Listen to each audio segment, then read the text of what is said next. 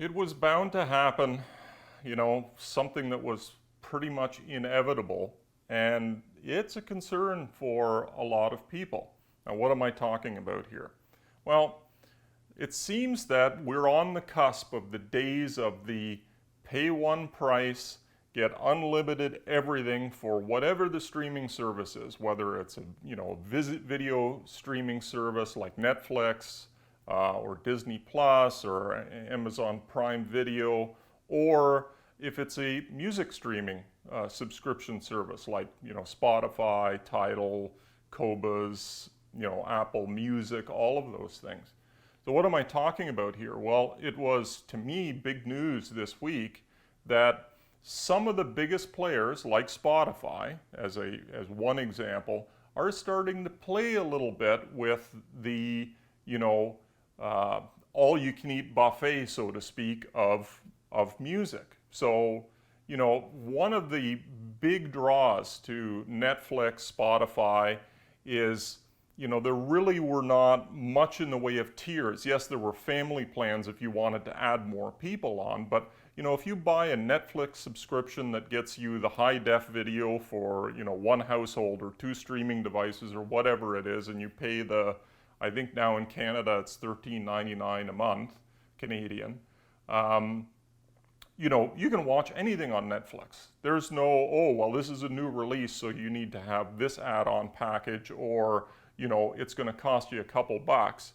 Now, Disney Plus has apparently already started doing that. I'm not a subscriber, so I don't know for sure. Maybe you can comment on that. But what Spotify has looked at doing is having a lower tier. They're experimenting in parts of Europe now, 99 cents or a 0.99 euro a month fee, which gets you more than the free service, but certainly not access to everything. Now, where the warning signals and signs are going off here is this smacks of old school, cable TV or satellite TV subscriptions.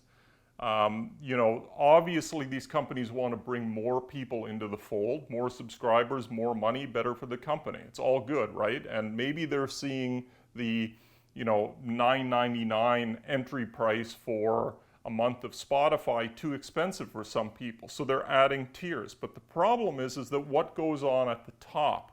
If people get used to these different, I want to just buy this, or I want to get this, or I don't really need the high definition or the best audio quality version on these services, so I'd like to pay less money.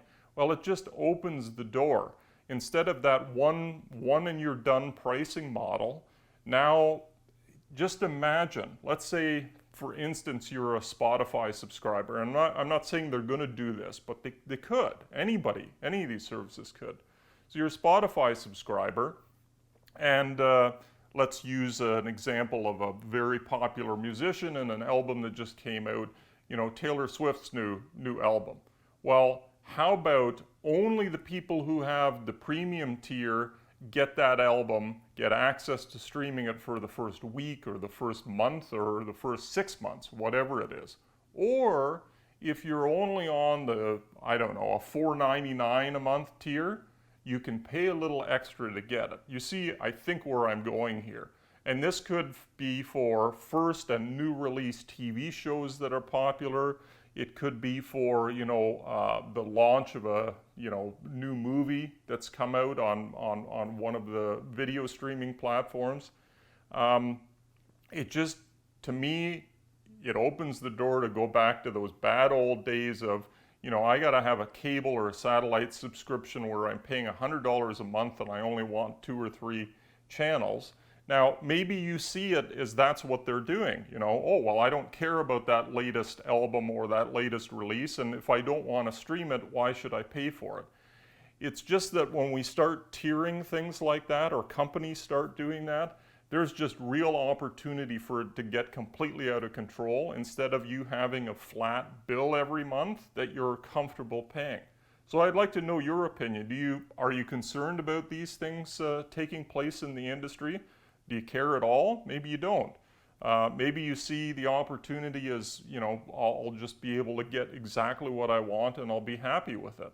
There's been a lot of concern lately about, this tiering happening as high definition or high resolution audio, or at least CD quality audio has been added lossless to some of these, companies. And in many cases, you have to pay more for it.